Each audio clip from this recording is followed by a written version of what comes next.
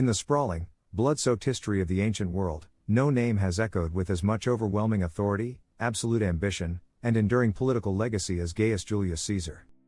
To comprehend the magnitude of his life, one must understand that he did not inherit an empire. He was born into a fractured, rapidly deteriorating Roman Republic tearing itself apart through endless corruption and vicious civil wars.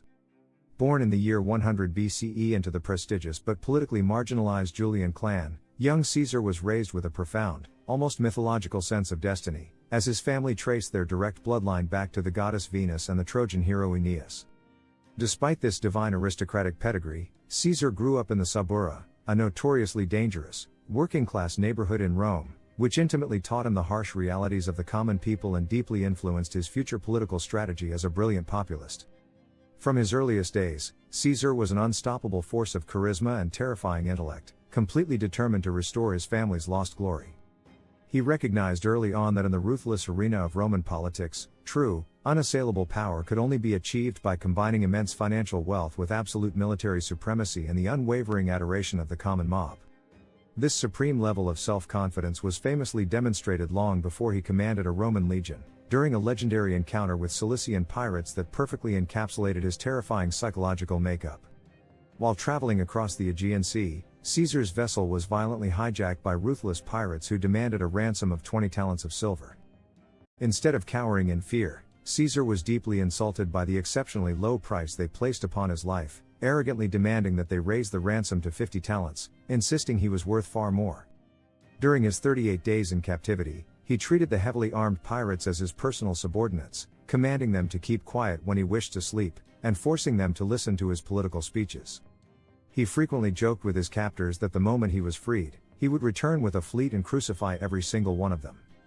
The pirates found this incredibly amusing, completely failing to realize that Caesar never joked about his promises. The very moment the ransom was paid and he was released, Caesar immediately raised a naval force, hunted down the pirates, recovered his silver, and brutally crucified them exactly as promised, proving his word was a lethal guarantee. Returning to Rome, Caesar aggressively climbed the political ladder, utilizing massive amounts of borrowed money to fund lavish public games and secure the relentless loyalty of the Roman citizens.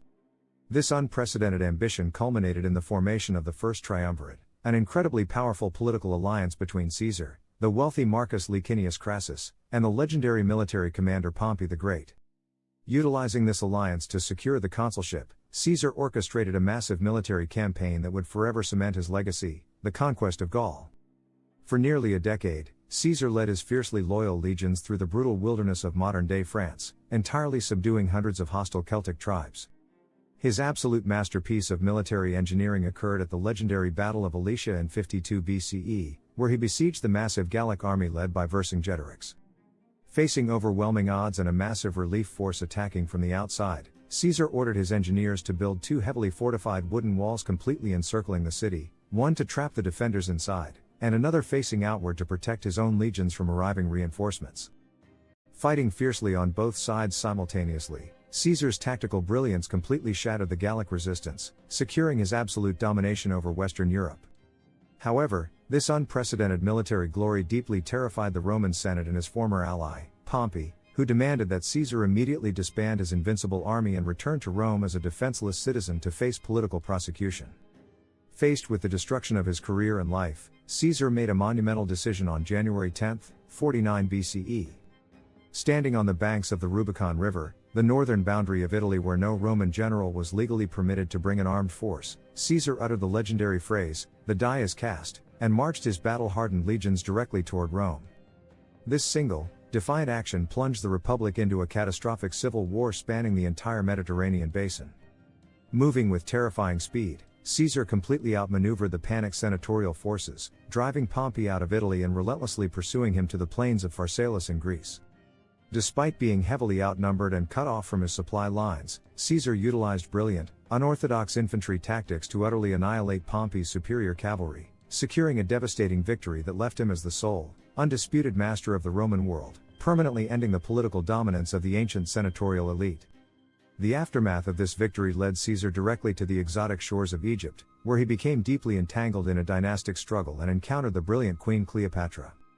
When Ptolemy XIII presented Caesar with the severed head of his defeated rival Pompey, Caesar was deeply disgusted by the dishonorable murder of a fellow Roman, immediately siding with the ambitious Cleopatra.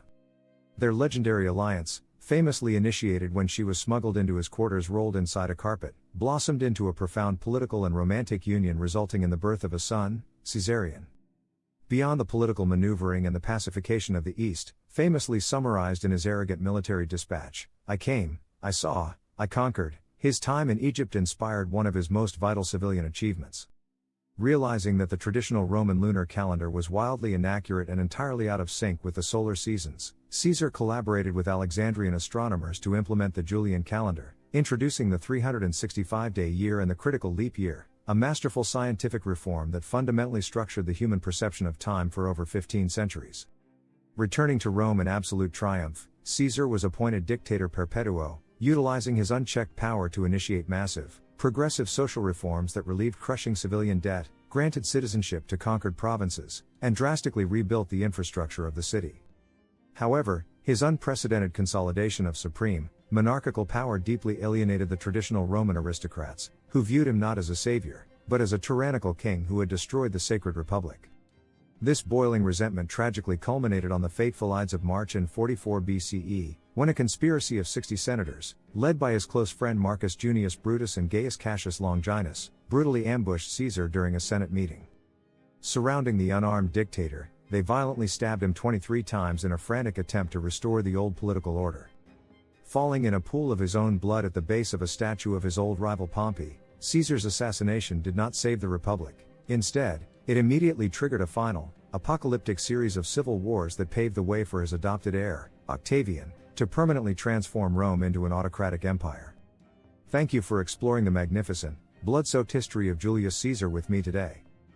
If this epic journey into the brilliant tactics, ruthless ambition, and tragic betrayal of Rome's greatest dictator captivated your imagination, please hit the like button to support our growing channel.